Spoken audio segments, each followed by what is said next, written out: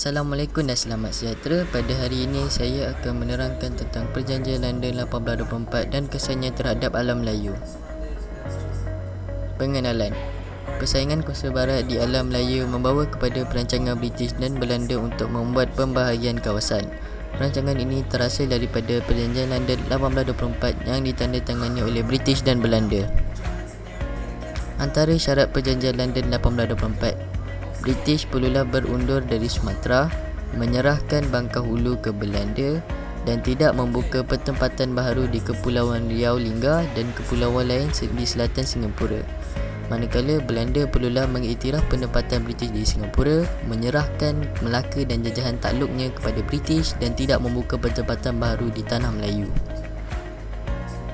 Bukti Perjanjian London 1824. Perjanjian London 1824 membelakangkan Raja-Raja Melayu dibuktikan melalui sepucuk surat yang ditulis oleh Bendahara Tun Ali kepada Sultan Riau Lingga dan Sultan Mahmud Muzaffar Shah IV pada tahun 1841 hingga 1857. Surat tersebut menyatakan bahawa Perjanjian London 1824 berada di luar pengetahuan Tun Ali.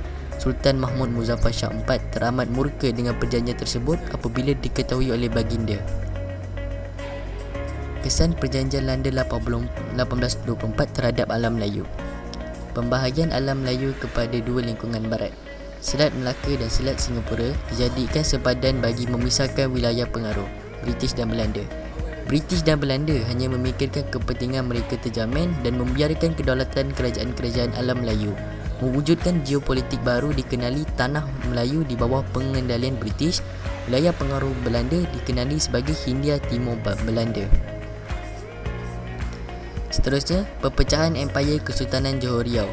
Kawasan Johor Riau meliputi Johor, Pahang, Singapura dan Kepulauan Lingga. Singapura menjadi tanah jajahan British. Singapura dan Johor diperintah oleh Sultan Hussein Muhammad Shah dan Temenggung Abdul Rahman yang berada di bawah pengaruh British.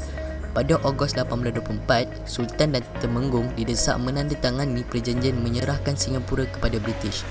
Sultan Hussein meninggalkan tempat persemayamannya di Kampung Gelam, Singapura dan berpindah ke Bandar Hilir, Melaka.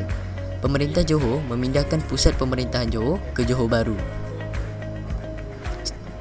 Berakhir Kesultanan Riau Lingga. Kepulauan Riau Lingga diperintah oleh Sultan Abdul Rahman dan berada di bawah pengaruh Belanda. Pada tahun 1911, institusi Kesultanan Riau Lingga dihapuskan oleh Belanda. Wilayah Riau Lingga kemudiannya diperintah secara langsung oleh Belanda melalui Residen Riau. Pengistirahan Kedaulatan Pahang. Perpecahan Kesultanan Johor Riau berlaku apabila Bendahara Tun Ali di Pahang cuba membebaskan Pahang daripada Kesultanan Johor Riau. Berikutan pengukuhan kuasa barat di Singapura dan Johor serta pergolakan di Riau Lingga. Pada tahun 1853, dengan muafakat pembesar Pahang, Bendahara mengisytiharkan Pahang sebagai negeri yang bebas dan berdaulat. Seterusnya, kesan daripada Perjanjian London 1824.